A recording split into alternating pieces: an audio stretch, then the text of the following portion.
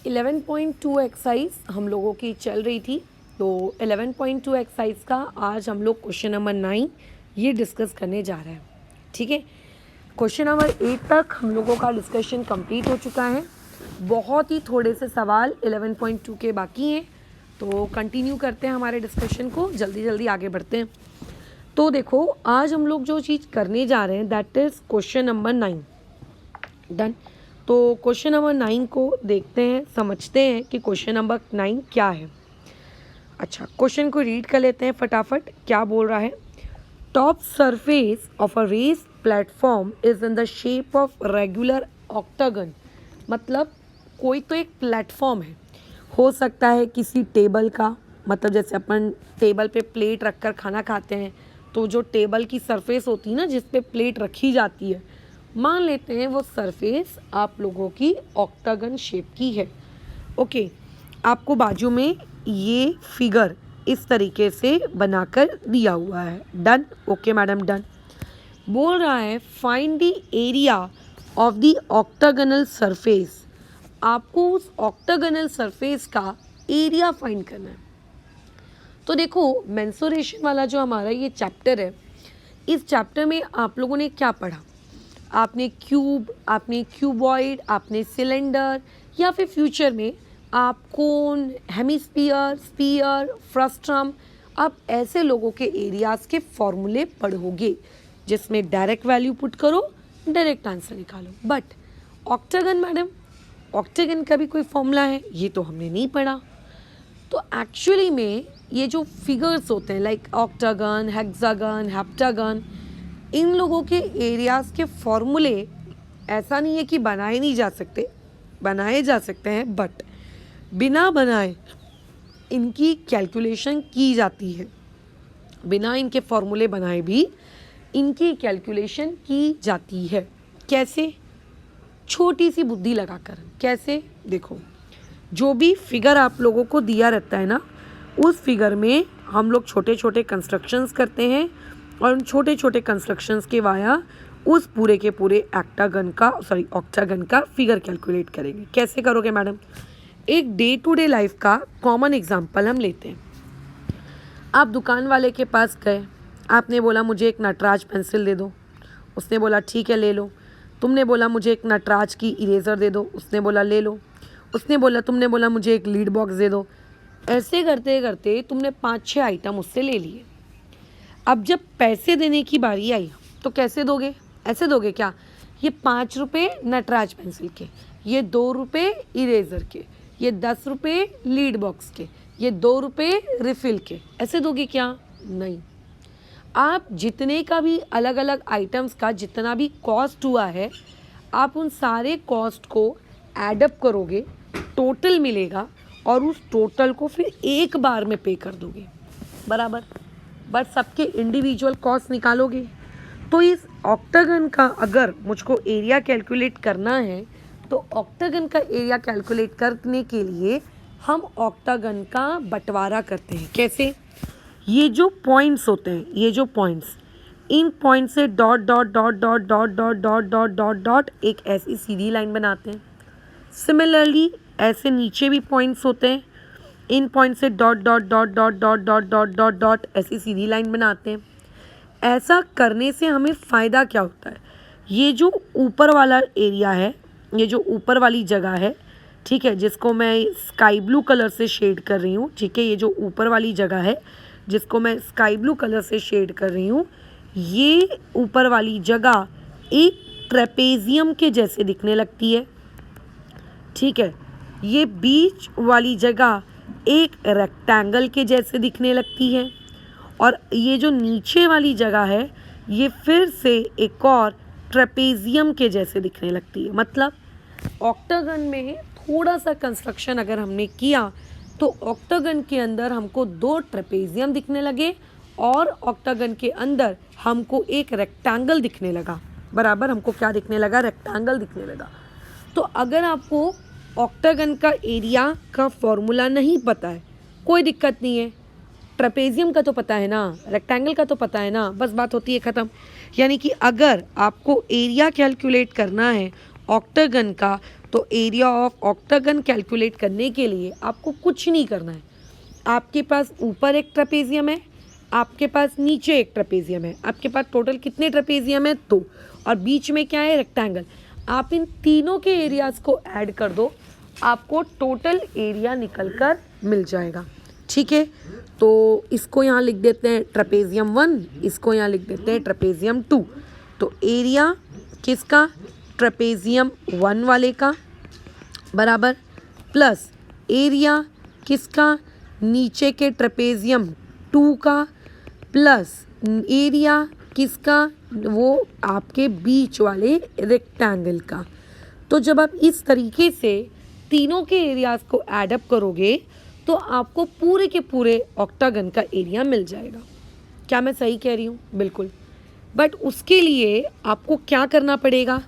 आपको area of trapezium निकालना पड़ेगा, आपको एरिया ऑफ रेक्टेंगल निकालना पड़ेगा, है ना? ये सारी चीज़ें आपको करनी पड़ेंगी।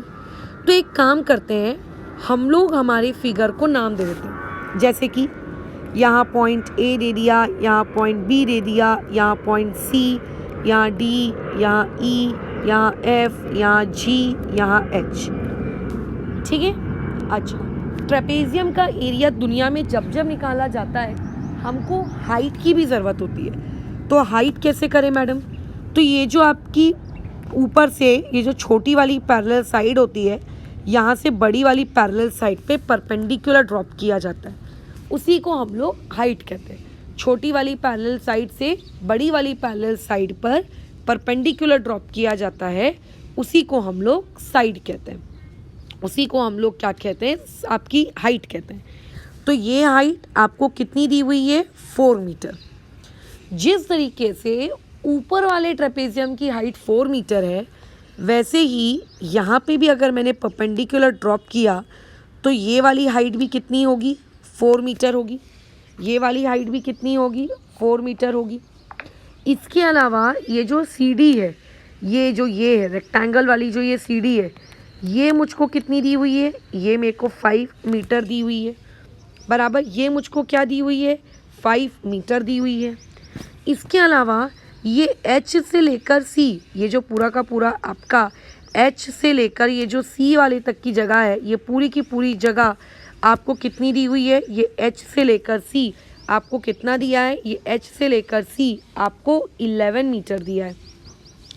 ठीक है, H से लेकर C आपको ये कितना दिया है? 11 मीटर। अब देखो, अगर मैं सबसे पहले यहाँ पर बीच वाले रेक्टेंगल को ड्रॉ करूँ, मैं बीच वाले रेक्टेंगल को ड्रॉ करूँ कि भैया रेक्टेंगल का मुझको क्या क्या पता है, तो डायग्राम को देखते बराबर समझ में आ रहा है कि रेक्टेंगल की ब्रेथ मेरे को 5 मीटर दी हुई है यहाँ से लेके यहाँ तक, और रेक्टेंगल की लेंथ डायग्राम में देखते बराबर समझ में आ रहा है यहाँ से लेकर यहाँ तक 11 मीटर दी हुई है।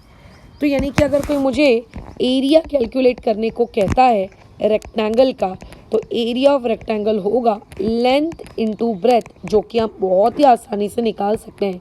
11 मल्टीप्लाई बाय 5 यानी कि 55 मीटर स्क्वायर। ये एरिया ऑफ रेक्टेंगल आ गया।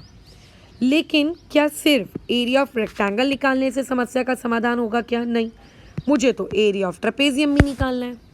अब देखो यहाँ पे टोटल 2 ट्रेपेजियम है, एक ऊपर और एक नीचे।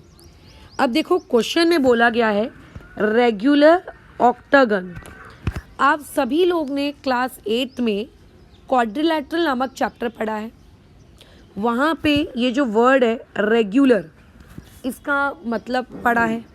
यानी कि अगर कहीं लिखते हैं कि figure is a regular octagon, figure is a regular octagon, आपका जो फिगर है वो एक रेगुलर ऑक्टागन है, तो इसका मतलब ये होता है कि फिगर की जितनी भी आउटर साइड्स होंगी, all outer sides will be equal. जितनी भी फिगर की आउटर साइड्स होंगी वो सारी की सारी क्या होंगी? इक्वल होंगी। यानी कि आप लोगों को जो ये CD 5 मीटर दिया है, तो ये DE भी 5 मीटर होगा, ये EF भी 5 मीटर होगा, ये GF भी 5 मीटर होगा, HG भी 5 मीटर होगा, AH भी 5 मीटर होगा, AB भी 5 मीटर होगा, BC भी 5 मीटर होगा। भले ही आपको मेरा AB थोड़ा बड़ा दिख रहा हो, बट होंगे सभी के सभी 5 मीटर के, क्योंकि ये एक रेगुलर ऑक्टागन है। क्योंकि क्या है, इसमें एक रेगुलर ऑक्टागन है। ठीक है, इसमें एक रेगुलर ऑक्टागन है, बराबर। अच्छा, तो ऐसे केस में अगर ये एक रेगुलर ऑक्टागन है तो मैं बाय सिमिट्री, ठीक है, बाय सिमिट्री, बाय ऑब्जर्वेशंस मैं ये कह सकती हूँ कि जो ऊपर वाला ट्रेपेजियम है, यानी कि एरिया ऑफ ट्रेपेजियम नंबर 1, और जो नीचे वाला ट्रेपेजियम है that is area of trapezium number 2, इन दोनों का एरिया सेम आएगा। मतलब आपको 2 बार अलग अलग करके 2 बार ट्रेपेजियम का एरिया निकालने की ज़रूरत नहीं है। आप सिर्फ एक बार ट्रेपेजियम का एरिया निकालो, ठीक है, बात ख़त्म। आप सिर्फ एक बार ट्रेपेजियम का एरिया निकालो, बात ख़त्म। दूसरे वाले का भी वैसे का वैसे ही आएगा। तो थोड़ा सा मैंने क्या किया कि चलो ट्रेपेजियम को इस तरीके से ड्रॉ कर लिया। क्या बातचीत हुई हम लोगों की कि सारी आउटर साइड सेम रहेंगी। तो भले ही आपको ये ऊपर वाली वैल्यू ना दी हो, बट ये भी कितनी रहेगी, 5 मीटर। हाइट के बारे में तो देखो हम लोग पहले ही बातचीत कर चुके हैं, और क्वेश्चन में दिया है कि यहाँ से लेके यहाँ तक ये हाइट आपकी कितनी रहेगी, 4 मीटर। तो यहाँ आ गया 4 मीटर। ये पूरा का पूरा यहाँ से लेके यहाँ तक ये आपको कितना दिया है, 11 मीटर। अब आप यहाँ से क्या एरिया ऑफ ट्रेपेजियम कैलकुलेट नहीं कर सकते? बिल्कुल निकाल सकते हैं। चाहे आप ट्रेपेजियम 1 का एरिया निकालिए, चाहे आप ट्रेपेजियम 2 का एरिया निकालिए, दोनों सेम आएंगे, इक्वल आएंगे। तो मैं पहले 1 का निकाल लेती हूँ। तो क्या होता है formula, half into sum of parallel sides, ठीक है, और क्या होता है, मल्टीप्लाई बाय हाइट। अभी सम ऑफ पैरेलल साइड्स कितना है, 5 + 11, हाइट कितना है, 4। देखो ब्रैकेट के अंदर कैंसिलेशन मत करना, तो ये 2 1 ज़ा, ये 2 2 ज़ा, कितना हो जाएगा, 5 + 11 16, 16 मल्टीप्लाई बाय 2, यानी कि ये हो गया 32 मीटर स्क्वायर। ये तो एक ट्रेपेजियम का एरिया आया है। तो अगर कोई मुझे पूछेगा कि जो दूसरा वाला ट्रेपेजियम है उसका एरिया कितना है, तो क्या उसका भी एरिया हम कैलकुलेट करेंगे? नहीं, आपको उसका एरिया कैलकुलेट नहीं करना है। चाहे आप नीचे वाले ट्रेपेजियम का निकालो या चाहे आप ऊपर वाले ट्रेपेजियम का निकालो, दोनों का एरिया सेम आएगा, और दोनों का एरिया कितना होगा, 32 मीटर स्क्वायर। ठीक है, दोनों का एरिया कितना होगा, 32 मीटर स्क्वायर। तो इस तरीके से हमको हमारे जो ट्रेपेजियम थे उनके एरिया भी पता चल गया। हमारे पास जो रेक्टेंगल था, हमें हमारे रेक्टेंगल का भी एरिया पता चल गया। अब मुझे कोई पूछेगा कि मैडम आप पूरे के पूरे ऑक्टागन का एरिया निकालिए, तो क्या मैं आप पूरे के पूरे ऑक्टागन का एरिया निकाल सकती हूँ? आराम से। कैसे? एरिया ऑफ ट्रेपेजियम 1 कितना आया, 32 आया। एरिया और ट्रेपेजियम 2 कितना आया, 32 आया। एरिया रेक्टेंगल कितना आया, 55 आया। आपको कुछ नहीं करना है, आपको इन तीनों को बस सिंपली ऐड करना है। तो 32 + 32 that is equal to 64, 64 plus आपका 55, ठीक है, ये वाली चीज़ आपकी कितनी हो जाएगी, ऐड कर लो, that will be 119 metre square. तो देयरफॉर मेरे पास जो ऑक्टागन निकल कर आया है उस ऑक्टागन का मेरा एरिया कितना है, 119 मीटर स्क्वायर। ख़त्म। आपने आंसर को प्रॉपर तरीके से लास्ट लाइन के साथ क्लोज करना। कैसे लिखेंगे? Therefore the area of regular octagon is, इसका एरिया रेगुलर ऑक्टागन का कितना है, 119 मीटर स्क्वायर। ऐसे ख़त्म करेंगे, ठीक है। इसमें मैं बता दूं, एक ही दिक्कत आ सकती है एक स्टूडेंट को, वो रेक्टेंगल का एरिया तो बड़ा खुशी खुशी निकाल लेगा, जब वो ट्रेपेजियम का एरिया निकालने जाएगा ना, वो क्या बोलेगा कि मैडम ट्रेपेजियम का ये जो ऊपर वाला है जिसको आपने 5 दिया है, ये तो मेरे को दिया ही नहीं है, वो ये बोलेगा। लेकिन आपको ये ध्यान रखना है कि आपको जो फिगर दिया गया है वो एक रेगुलर शेप है। तो यानी कि अगर आपको कंफ्यूज करने के लिए यहाँ पे कोई डेटा नहीं भी दिया है, उसके बदले में यहाँ डेटा दिया है, तो ये मान के चलो कि सारे के सारे ही 5 वाले हैं, क्योंकि वो एक रेगुलर है। ठीक है, अगर वहाँ पे रेगुलर वर्ड नहीं लिखा होता तो हम क्या करते, तब कुछ ना कुछ डेटा देता। फिर वो अगर डेटा नहीं दिया है और क्वेश्चन को सॉल्व भी करना है तो रेगुलर वर्ड है ना, वो रेगुलर वर्ड से आप ऑल साइड्स को इक्वल ले सकते हो। ठीक है, चलो फिलहाल इस डिस्कशन को यहाँ पे रोकते हैं, नेक्स्ट क्लास में इसके आगे के सवालों को कंटिन्यू करेंगे।